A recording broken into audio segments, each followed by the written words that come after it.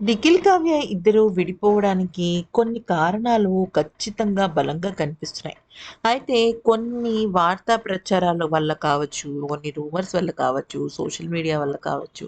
ఇక కావ్య, నిఖిల్ విడిపోవడానికి ఇరు కుటుంబాల జోక్యం కూడా కొంతవరకు కారణం అన్న విషయాలు కూడా ఎక్కువగా వైరల్ అవుతున్నాయి.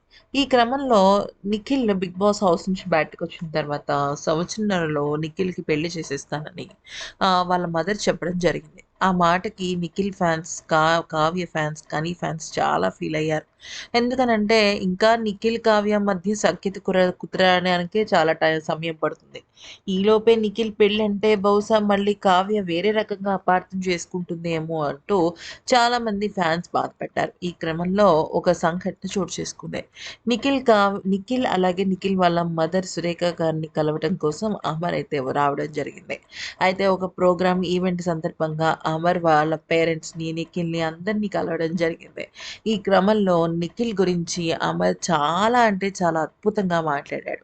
అయితే గత కొన్ని రోజులుగా నిఖిల్ చాలా డిప్రెషన్‌లో ఉంటున్నాడు. అయితే కావ్య గురించి తలుచుకొని కానీ, లేకపోతే కావ్య విషయంలో బయట వస్తున్న స్పందనకి సంబంధించి కానీ, కావ్య ఏ రకంగా తనని యాక్సెప్ట్ చేస్తుందని అంటే ఉంటుంది కదా! ఒక ప్రేమ బ్రేకప్ మళ్ళీ ఆ అమ్మాయి నాతో కలుస్తుందా? నెక్స్ట్ ఏంటి?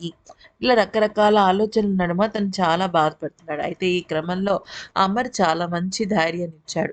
ఆంటీ, మీరు ఏ రకంగానూ కూడా నిఖిల్ గురించి బాధపడొద్దు. దయచేసి మీరు ఫీల్ ఫ్రీగా ఉండండి. ఎప్పుడైనా సరే తన గురించి బాధ్యత తీసుకోవడానికి నేనున్నాను.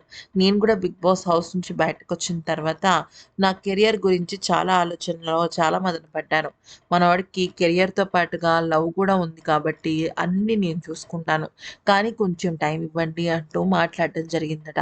అయితే వాళ్ళ నాన్నగారితో పాటుగా వాళ్ళ అమ్మగారు కూడా అమర్ మీద ఉన్న నమ్మకంతో నిఖిల్ గురించి బెంగ వదిలేసారట. మరి ఈ వీడియో నచ్చితే లైక్, షేర్ అండ్ సబ్స్క్రైబ్.